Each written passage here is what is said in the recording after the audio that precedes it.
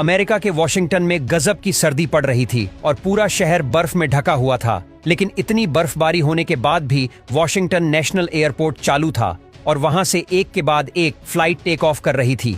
ऐसे ही एक local flight 74 passenger और 5 क्रू मेंबर के साथ टेक ऑफ करने के लिए तैयार थी। दरअसल इस फ्लाइट को वॉशिंगटन नेशनल एयरपोर्ट से टेम्पा इंटरनेशनल एयरपोर्ट पर रुकते हुए फ्लोरिडा के हॉलीवुड इंटरनेशनल एयरपोर्ट पर पहुंचना था। अब तक ये प्लेन 27,000 घंटे फ्लाई कर चुका था और अभी तक प्लेन के अंदर किसी भी तरह की कोई गड़बड़ नोटिस नहीं की गई थी।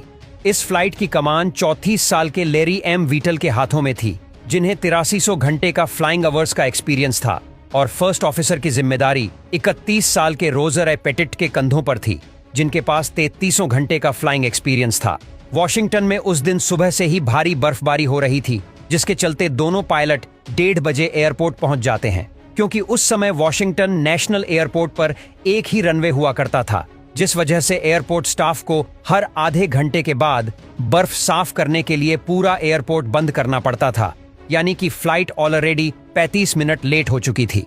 पायलट को इस बात का अंदाजा पहले से ही था कि ये फ्लाइट बर्फ की वजह से डिले होगी, लेकिन कितने मिनट या कितने घंटे के लिए डिले होगी इसका उन्हें कोई अंदाजा नहीं था। इसलिए कैप्टन अपने अनुमान से ये 2:20 पर डी-आइसिंग प्रोसेस शुरू करवा देते हैं।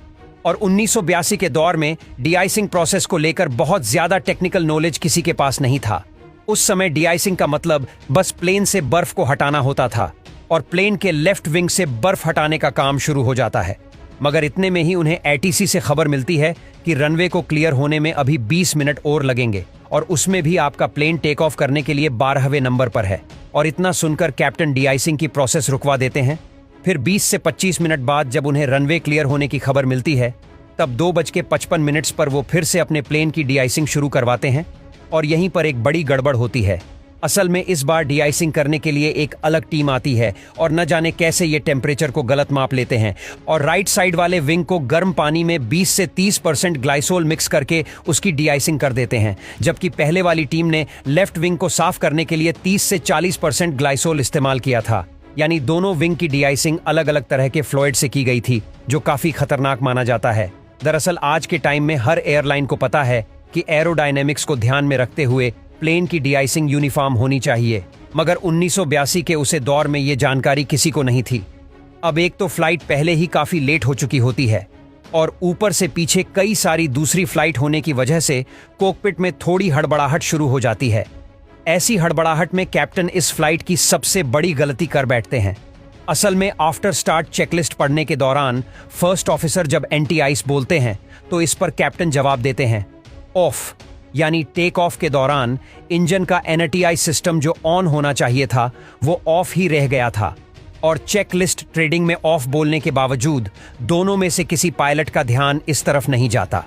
और इसी दौरान कैप्टन एक और बेवकूफ़ी भरा काम ये करते हैं कि वो अपने प्लेन को रनवे पर उनसे आगे खड़े हुए DC-9 प्लेन के काफ़ी करीब ले जाते हैं, ताकि उस प्लेन के इंजन से निकली गर्म हवा से उनके प्लेन की बर्फ साफ हो जाए। लेकिन DC-9 के इंजन से निकली गर्म हवा सिर्फ उनके प्लेन की बर्फ को ही साफ नहीं करती, बल्कि उसे फ्लूइड को भी उड़ा देती है जो डी-आइसिंग के लिए प्लेन पर लगाया गया था। और डी-आइसिंग किए हुए करीब 1 घंटा भी चुका होता है, तो ऐसे में वो फ्लूइड इतना इफेक्टिव भी नहीं रहता। खैर, इन सब चीज़ों को इग्नोर करते हुए कैप्टन प्लेन टेक ऑफ की तैयारी करते हैं। इसी दौरान फर्स्ट ऑफिसर को पहली बार ये लगता है कि शायद इंजन के अंदर बर्फ जमना शुरू हो गई है, क्योंकि प्लेन का APR इंडिकेटर नॉर्मल से काफी ज्यादा हाई रीडिंग शो करता है। साथ ही दूसरे इंस्ट्रूमेंट की रीडिंग भी तेजी से फ्लक्चुएट करने लगती है, जो इस बात का साफ इंडिकेशन था कि इंजन के लिफ्ट और स्पिनर में बर्फ जम गई है। मगर कैप्टन को बर्फबारी में प्लेन उड़ने का ज्यादा एक्सपीरियंस नहीं था, इसलिए वह इंडिकेशंस को ये सोचकर इग्नोर कर देते हैं कि ये रीडिंग शायद उनके आगे खड़े DC-9 विमान के इंजन से निकली गर्म हवा की वजह से फ्लक्चुएट कर रही होगी। और फिर 3:57 पर चेकलिस्ट पूरी हो जाती है और इसके ठीक 2 मिनट के बाद प्लेन को रनवे पर दौड़ना शुरू कर देते हैं और कुछ ही सेकंड में प्लेन की स्पीड 80 नोट्स को क्रॉस कर जाती है। इस दौरान फर्स्ट ऑफिसर बार बार ये कहते रहते हैं कि मुझे कुछ गड़बड़ लग रही है, लेकिन कप्तान उनकी बातों पर कोई खास ध्यान नहीं देते और प्लेन की रफ्तार बढ़ती जाती है। और टेक ऑफ शुरू करने के ठीक 45 सेकंड बाद ये प्लेन टेक ऑफ कर लेता है। लेकिन टेक ऑफ होते ही इस प्लेन की नोज एकदम ऊपर हो जाती है और ऐसा होते ही दोनों पायलट घबरा जाते हैं और तुरंत इसके नोज को नीचे करने का प्रयास करने लगते हैं। और इससे पहले कि ये कुछ सोच बातें, प्लेन का स्टिक शेकर एक्टिवेट हो जाता है, जिसकी वजह से कंट्रोल योग पूरी तरह वाइब्रेट करने लगती है। स्टिक शेकर का एक्टिवेट होना इस बात का इंडिकेशन था कि प्लेन स्टॉल कर रहा था, लेकिन पायलट जब देखते हैं तो उन्हें प्लेन की स्पीड एकदम ठीक नजर आती है। ऐसे में प्लेन का स्टॉल करने का कोई रीजन उन्हें समझ नहीं आता। सही मायनों में इस समय प्लेन के विंग में बर्फ जमने की वजह से इसका एरोडायनेमिक्स काम नहीं कर रहा था और इंजन में बर्फ जमने से इसको रिक्वायर्ड थ्रस्ट भी नहीं मिल पा रहा था। ये बहुत ही खराब सिचुएशन थी जिससे निकलने का कैप्टन या को पायलट दोनों में से किसी को कोई अंदाजा नहीं था और हड़बड़ाहट में उन्हें प्लेन काबू करने के लिए जो भी समझ आता है वो सब कुछ करते हैं, मगर उनकी सारी कोशिश बेकार होती जाती है क्योंकि सही मायने में अब कुछ भी करने के लिए बहुत देर हो चुकी थी और टेक ऑफ करने के मुश्किल से 1 मिनट के अंदर ये प्लेन स्ट्रीट ब्रिज को हिट करते हुए पोटोमैक नदी में समा जाता है। नदी में बर्फ जमी होने के कारण ये उससे टकराकर 3 टुकड़ों में बट जाता है। हालांकि रेस्क्यू टीम मदद करने के लिए तुरंत ही पहुंच जाती है, मगर इस क्रश में सिर्फ 5 पैसेंजर्स की जान ही बच पाती है और प्लेन में मौजूद दोनों पायलट और 3 क्रू मेंबर समेत बाकी के सभी 74 लोग अपनी जान गंवा देते हैं। इतना ही नहीं, इस प्लान के ब्रिज से टकराने की वजह से वहां भी 4 लोगों की मौत हो जाती है।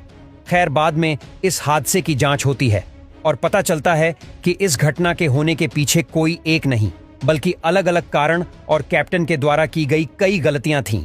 अमेरिका के वॉशिंगटन में गजब की सर्दी पड़ रही थी और पूरा शहर बर्फ में ढका हुआ था, लेकिन इतनी बर्फबारी होने के बाद भी वॉशिंगटन नेशनल एयरपोर्ट चालू था और वहां से एक के बाद एक फ्लाइट टेक ऑफ कर रही थी। ऐसे ही एक लोकल फ्लाइट 74 पैसेंजर और 5 क्रू मेंबर के साथ टेक ऑफ करने के लिए तैयार थी। दरअसल इस फ्लाइट को वॉशिंगटन नेशनल एयरपोर्ट से टेम्पा इंटरनेशनल एयरपोर्ट पर रुकते हुए फ्लोरिडा के हॉलीवुड इंटरनेशनल एयरपोर्ट पर पहुंचना था। अब तक ये प्लेन 27,000 घंटे फ्लाई कर चुका था और अभी तक प्लेन के अंदर किसी भी तरह की कोई गड़बड़ नोटिस नहीं की गई थी। इस फ्लाइट की कमान 34 साल के लेरी एम वीटल के हाथों में थी, जिन्हें 8300 घंटे का फ्लाइंग आवर्स का एक्सपीरियंस था और फर्स्ट ऑफिसर की जिम्मेदारी 31 साल के रोजर ए पेटिट के कंधों पर थी, जिनके पास 3300 घंटे का फ्लाइंग एक्सपीरियंस था। वॉशिंगटन में उस दिन सुबह से ही भारी बर्फबारी हो रही थी, जिसके चलते दोनों पायलट 1:30 बजे एयरपोर्ट पहुंच जाते हैं, क्योंकि उस समय वॉशिंगटन नेशनल एयरपोर्ट पर एक ही रनवे हुआ करता था, जिस वजह से एयरपोर्ट स्टाफ को हर आधे घंटे के बाद बर्फ साफ करने के लिए पूरा एयरपोर्ट बंद करना पड़ता था। यानी कि फ्लाइट ऑलरेडी 35 मिनट लेट हो चुकी थी। पायलट को इस बात का अंदाजा पहले से ही था कि ये फ्लाइट बर्फ की वजह से डिले होगी, लेकिन कितने मिनट या कितने घंटे के लिए डिले होगी इसका उन्हें कोई अंदाजा नहीं था। इसलिए कैप्टन अपने अनुमान से ये 2:20 पर डीआइसिंग प्रोसेस शुरू करवा देते हैं और 1982 के दौर में डीआइसिंग प्रोसेस को लेकर बहुत ज्यादा टेक्निकल नॉलेज किसी के पास नहीं था। उस समय डीआइसिंग का मतलब बस प्लेन से बर्फ को हटाना होता था और प्लेन के लेफ्ट विंग से बर्फ हटाने का काम शुरू हो जाता है। मगर इतने में ही उन्हें एटीसी से खबर मिलती है कि रनवे को क्लियर होने में अभी 20 मिनट और लगेंगे और उसमें भी आपका प्लेन टेक ऑफ करने के लिए 12वें नंबर पर है। और इतना सुनकर कैप्टन डीआइसिंग की प्रोसेस रुकवा देते हैं। फिर 20 से 25 मिनट बाद जब उन्हें रनवे क्लियर होने की खबर मिलती है, तब 2:55 पर वो फिर से अपने प्लेन की डीआइसिंग शुरू करवाते हैं और यहीं पर एक बड़ी गड़बड़ होती है। असल में इस बार डीआइसिंग करने के लिए एक अलग टीम आती है और न जाने कैसे ये टेम्परेचर को गलत माप लेते हैं और राइट साइड वाले विंग को गर्म पानी में 20 से 30% ग्लाइसोल मिक्स करके उसकी डीआइसिंग कर देते हैं, जबकि पहले वाली टीम ने लेफ्ट विंग को साफ करने के लिए 30 से 40% ग्लाइसोल इस्तेमाल किया था। यानी दोनों विंग की डीआइसिंग अलग अलग तरह के फ्लूइड से की गई थी, जो काफी खतरनाक माना जाता है। दरअसल आज के टाइम में हर एयरलाइन को पता है कि एरोडायनेमिक्स को ध्यान में रखते हुए प्लेन की डीआइसिंग यूनिफॉर्म होनी चाहिए, मगर 1982 के उसे दौर में ये जानकारी किसी को नहीं थी। अब एक तो फ्लाइट पहले ही काफी लेट हो चुकी होती है और ऊपर से पीछे कई सारी दूसरी फ्लाइट होने की वजह से कॉकपिट में थोड़ी हड़बड़ाहट शुरू हो जाती है। ऐसी हड़बड़ाहट में कैप्टन इस फ्लाइट की सबसे बड़ी गलती कर बैठते हैं। असल में आफ्टर स्टार्ट चेकलिस्ट पढ़ने के दौरान फर्स्ट ऑफिसर जब एंटी आइस बोलते हैं तो इस पर कैप्टन जवाब देते हैं ऑफ, यानी टेक ऑफ के दौरान इंजन का एनटीआई सिस्टम जो ऑन होना चाहिए था वो ऑफ ही रह गया था और चेकलिस्ट ट्रेडिंग में ऑफ बोलने के बावजूद दोनों में से किसी पायलट का ध्यान इस तरफ नहीं जाता। और इसी दौरान कैप्टन एक और बेवकूफ़ी भरा काम ये करते हैं कि वो अपने प्लेन को रनवे पर उनसे आगे खड़े हुए DC-9 प्लेन के काफ़ी करीब ले जाते हैं ताकि उस प्लेन के इंजन से निकली गर्म हवा से उनके प्लेन की बर्फ साफ हो जाए, लेकिन DC-9 के इंजन से निकली गर्म हवा सिर्फ उनके प्लेन की बर्फ को ही साफ नहीं करती बल्कि उसे फ्लॉइड को भी उड़ा देती है जो डी-आइसिंग के लिए प्लेन पर लगाया गया था, और डी-आइसिंग किए हुए करीब 1 घंटा भी चुका होता है, तो ऐसे में वो फ्लॉइड इतना इफेक्टिव भी नहीं रहता। खैर, इन सब चीज़ों को इग्नोर करते हुए कैप्टन प्लेन टेक ऑफ की तैयारी करते हैं। इसी दौरान फर्स्ट ऑफिसर को पहली बार ये लगता है कि शायद इंजन के अंदर बर्फ जमना शुरू हो गई है, क्योंकि प्लेन का APR इंडिकेटर नॉर्मल से काफ़ी ज़्यादा हाई रीडिंग शो करता है। साथ ही दूसरे इंस्ट्रूमेंट की रीडिंग भी तेज़ी से फ्लक्चुएट करने लगती है, जो इस बात का साफ इंडिकेशन था कि इंजन के लिफ्ट और स्पिनर में बर्फ जम गई है। मगर कैप्टन को बर्फबारी में प्लेन उड़ने का ज्यादा एक्सपीरियंस नहीं था, इसलिए वह इंडिकेशंस को ये सोचकर इग्नोर कर देते हैं कि ये रीडिंग शायद उनके आगे खड़े DC-9 विमान के इंजन से निकली गर्म हवा की वजह से फ्लक्चुएट कर रही होगी। और फिर 3:57 पर चेकलिस्ट पूरी हो जाती है और इसके ठीक 2 मिनट के बाद प्लेन को रनवे पर दौड़ना शुरू कर देते हैं और कुछ ही सेकंड में प्लेन की स्पीड 80 नोट्स को क्रॉस कर जाती है। इस दौरान फर्स्ट ऑफिसर बार बार ये कहते रहते हैं कि मुझे कुछ गड़बड़ लग रही है, लेकिन कप्तान उनकी बातों पर कोई खास ध्यान नहीं देते और प्लेन की रफ्तार बढ़ती जाती है और टेक ऑफ शुरू करने के ठीक 45 सेकंड बाद ये प्लेन टेक ऑफ कर लेता है। लेकिन टेक ऑफ होते ही इस प्लेन की नोज एकदम ऊपर हो जाती है और ऐसा होते ही दोनों पायलट घबरा जाते हैं और तुरंत इसके नोज को नीचे करने का प्रयास करने लगते हैं। और इससे पहले कि ये कुछ सोच बातें, प्लेन का स्टिक शेकर एक्टिवेट हो जाता है, जिसकी वजह से कंट्रोल योग पूरी तरह वाइब्रेट करने लगती है।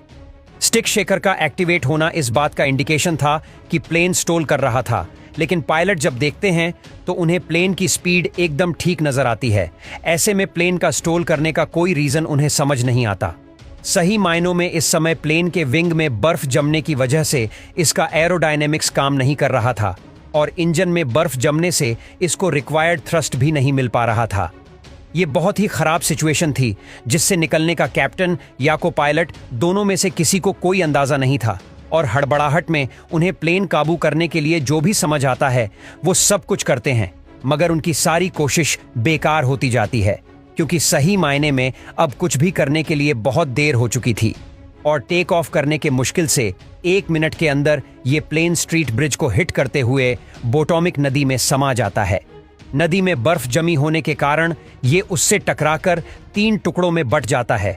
हालांकि रेस्क्यू टीम मदद करने के लिए तुरंत ही पहुंच जाती है, मगर इस क्रश में सिर्फ 5 पैसेंजर्स की जान ही बच पाती है और प्लेन में मौजूद दोनों पायलट और 3 क्रू मेंबर समेत बाकी के सभी 74 लोग अपनी जान गंवा देते हैं। इतना ही नहीं, इस प्लान के ब्रिज से टकराने की वजह से वहां भी 4 लोगों की मौत हो जाती है। खैर, बाद में इस हादसे की जांच होती है और पता चलता है कि इस घटना के होने के पीछे कोई एक नहीं बल्कि अलग अलग कारण और कैप्टन के द्वारा की गई कई गलतियां थीं।